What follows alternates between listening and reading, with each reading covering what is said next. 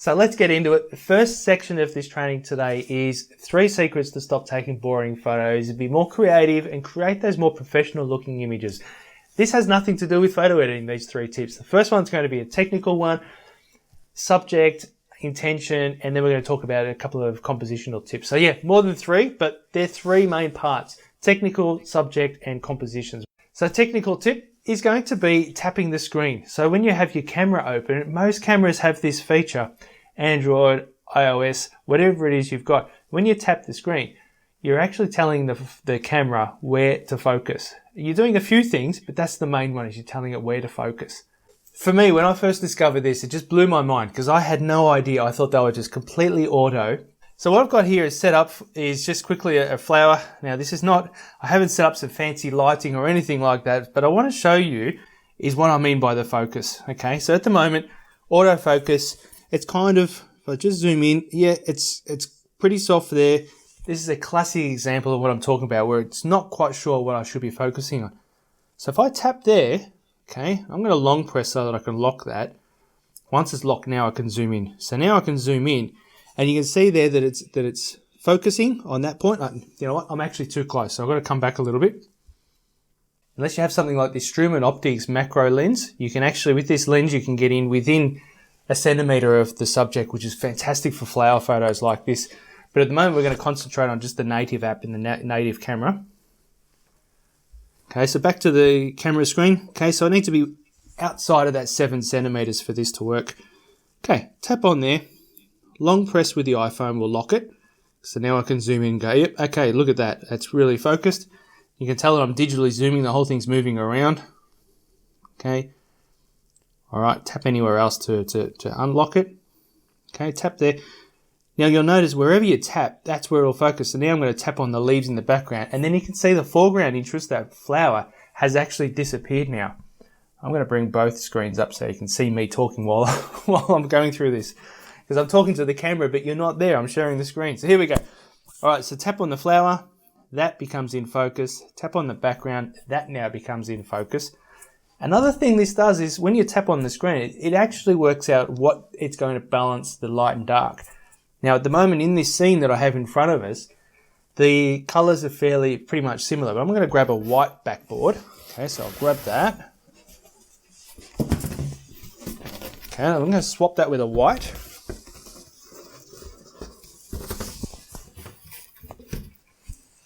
Okay, so now, when I tap on the white, it's going to do the exposure, the balance of light and dark based on that.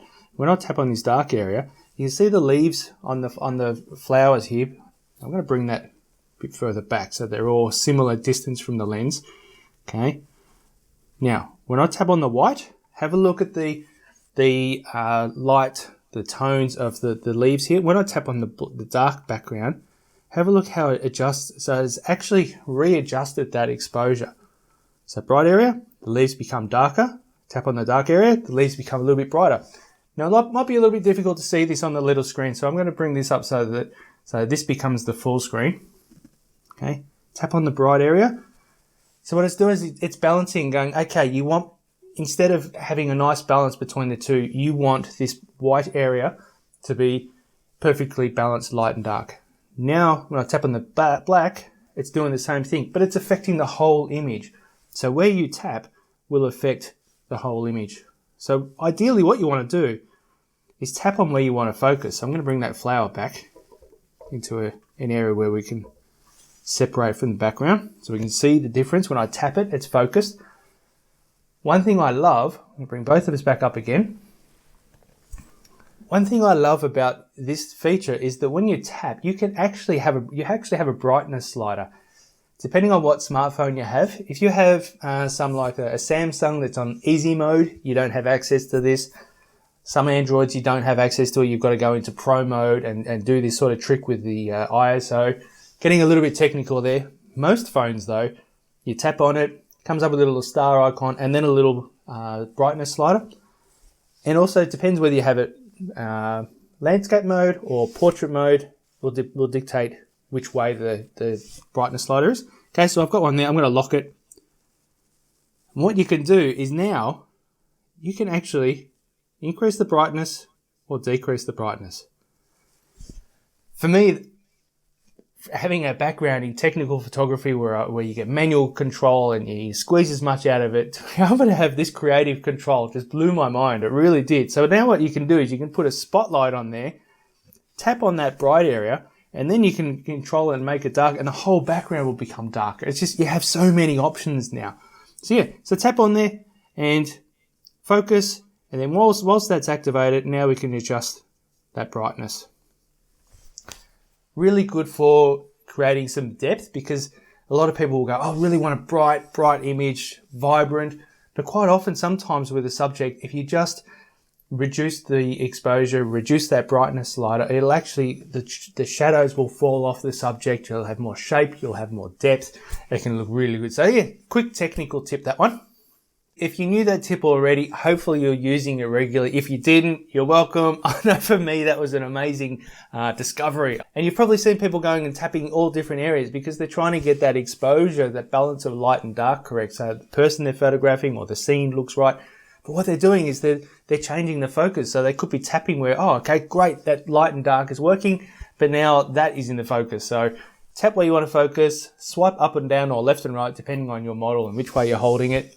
Next, I want to cover subject intention. So now we're going to get into more of the storytelling of the image. It's so important before you edit an image that you kind of look at the image and go, okay, why did I take this photo? What was the intention? What was the subject?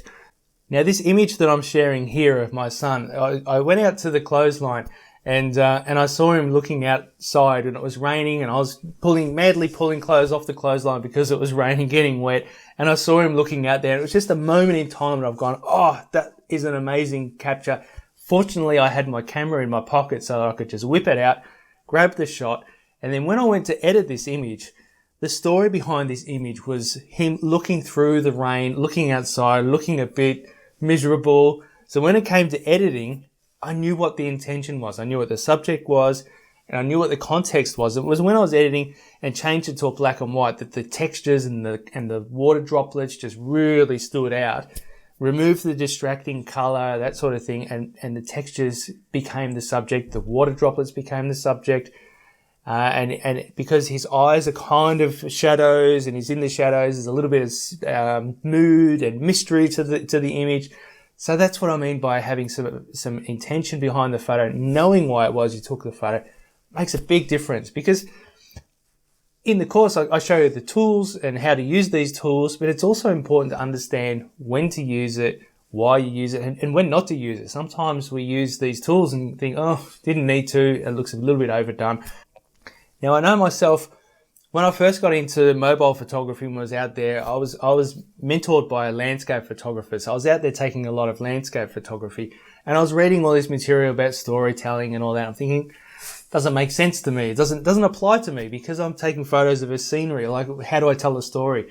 But basically what it is what am I trying to communicate? Am I just taking a snapshot of the scene here, or am I trying to communicate the beautiful colors in the rocks? Am I trying to communicate the stillness of the water, the colors in the sky? So what it is you're trying to communicate and what stands out for you, that's what we mean by storytelling. We're trying to visually communicate with the audience and the viewer of your image. It can also be yourself in years to come. In travel photos, nature photos, in years to come, you want to be remembered through storytelling why it was you took that image. Now, sometimes we might be traveling or we might be out taking photos and I'm just not seeing anything. I'm not seeing any precise moments of interaction between people. The lighting's not ideal, that sort of thing. There's lots of different opportunities for you creatively to come up with some stories, come up with some subjects. So it could be light and shadow, touch on that. Middle of the day, yes, morning, afternoon light is fantastic because the sun's lower. It's more directional, so you get more shadows, but soft shadows because the sun is less intense compared to the middle of the day when the sun's above you and it's super bright, creating harsh shadows.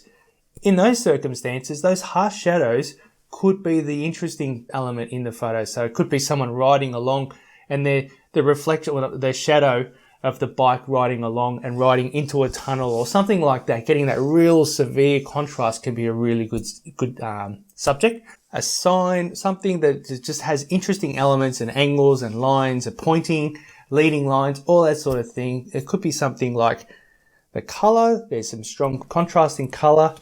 Could be gestures between peoples, something like that. The gestures, that split second moment is really a great subject.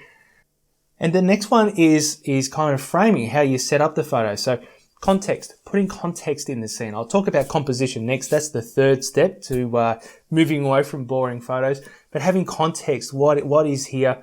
What's the subject? What supporting ingredients, elements in the image can I bring into the framing that actually create the story? So if you think about a flower in a flower bed, isolate the flower is fantastic. If you just capture the flower in the center of the frame, that becomes a specimen shot. Yes, it's a beautiful flower. Move it off to the side, include the rest of the garden bed, then that's a photo of a flower in the garden bed, and you have a bit more context of where you are, that sort of thing. So that naturally, great segue into composition, our third tip. So in the course, Enthusiast to Pro in 21 days, first 5 days you get access to at the end of this training, one of those subjects is cropping, and it's a big part of setting up the composition, because you can go back after your image, you can go back and go, okay, I need to select this part of the image because this is how it works. Composition is one of those things that it just is the biggest transformation from a snapshot to a wow photo, because it looks so much more intentional, doesn't it? You can actually cut out the people that are half cut out of the edge of the image and that sort of thing. So we've talked about imagining that flower. So having the flower off center, it's a technique called the rule of thirds. I say it's a rule, but it's actually just a guideline, and it's there to help you place the subject off center. So if you think about yourself when you're traveling or in a location where you want to show everyone where you are, you don't have yourself there and show little snippets of what's going on behind you. You place yourself off center so you can see over your shoulder. So that we instinctively do it. And if you can imagine a photo shooting over someone's shoulder, so someone's sitting on a bench seat and you're shooting past them over their shoulder. So the back of their head's off to the side, over their shoulder. What it does with storytelling and a combination of storytelling and composition, what it does is it helps the viewer imagine themselves being there. And that makes a much more interesting, engaging image. Something that evokes some sort of emotional response from them. It could be they remember sitting on a park bench like that and they want to be there. And that's what you want with your photos. Shooting from different angles like that can make a big difference. I see so often parents with their kids taking photos at eye level. And I just want to go over there and say, no, you're shooting down at them. You're making them look small and submissive. Get down really low. That's another really good one, because we all experience life at eye level, don't we? So I've taken many photos in Melbourne. There's a location called Princess Bridge, and getting down low, I've had people comment saying, I've had it happen twice now. They've commented saying, I walk over that bridge every day and I've never seen it like that. And you'll see hundreds of people there every day taking photos from the bridge, off the bridge, along the river, the Yarra River, and just looking for a different alternative angle, a different subject. That's half the fun, is watching other people going, yeah, they're doing something different, I'm going to do something, or they're doing everything the same, I'm going to do something different, or look for that person who's doing something different and go and copy them. It's flattering, isn't it, to go and copy them? It's not cheating, but looking for an alternative angle, low angles, especially if you've got a tram and you get down low, out of the way of the tram, but getting down low, something like that can look really much more impactful. Lastly, I just wanted to mention the background. Check the background of the image. Look for that clutter, the distracting element in the background, and I'm going to show you shortly a way you can get rid of it in editing, but if you can do it at the capture stage, it can make a big difference. Just look at the background and go, okay, we talked about context. Does this support the story? Is this distracting? So just moving around could be the difference. So just to recap, tap the screen, set up the scene, look at the subject, what's my intention, what's the motivation, look for background, set up an interesting angle, tap the screen, set the brightness exposure slider, and there you have it. So you should not have a boring image anymore. It doesn't take much, but just by having much more intention behind the image, using the technology you have and setting up the shot, really set you up for photo editing for the next step. Signing off now. Be passionate, be creative, and keep learning. I'll see you next time.